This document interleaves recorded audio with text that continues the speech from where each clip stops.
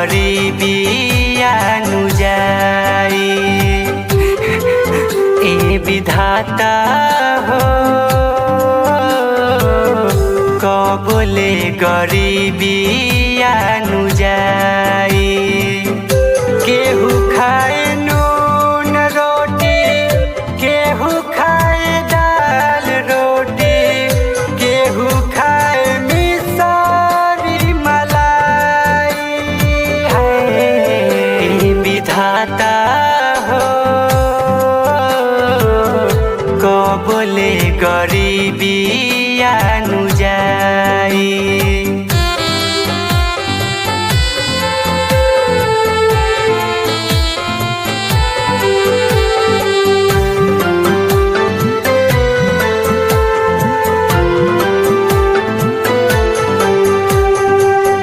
किस्मत लिखल कहाँ लिखल नसीब हो।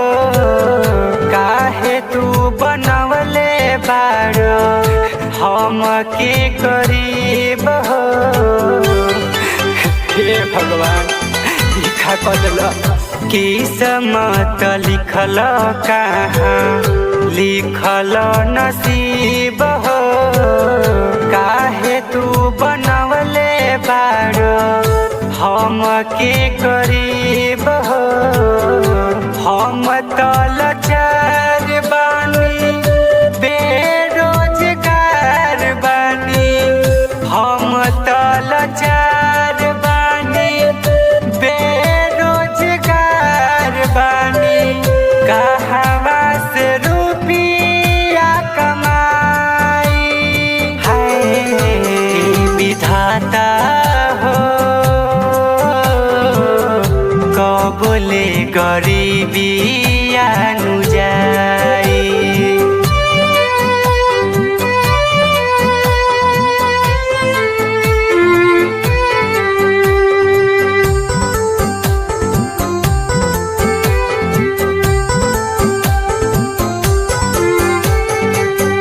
आज के जमाना में कीमत हो ना बात के। केहू मजबूरी नहीं समझे हालात के।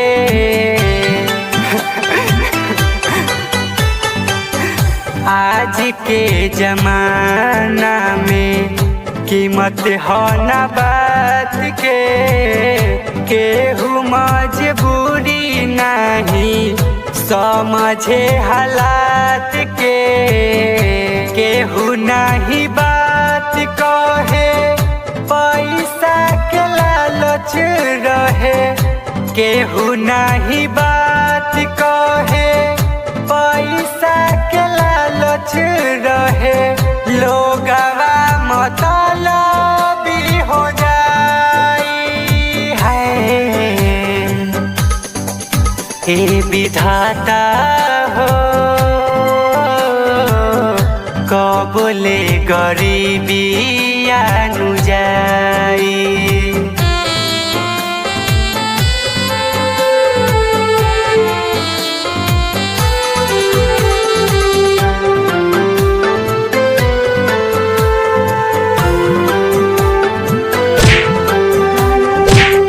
अखिलेश के डी पवन कहे सलमान हो। तोहरा सहारा बस हवे भगवान हो। ऊपर वाले पे भरोसा रखो। अखिलेश के डी पवन कहे सलमान हो। तोहरा सहारा बस हवे भगवान हो। केहू ना हमार बाटे असरा तोहार बाटे। केहू ना हमार बाटे असरा तोहार बाटे। सुन ला तू हमारा दुहाई। ए विधाता हो कबले गरीबी आनु जाई। हाय विधाता हो कबले गरीबी आनु जाई।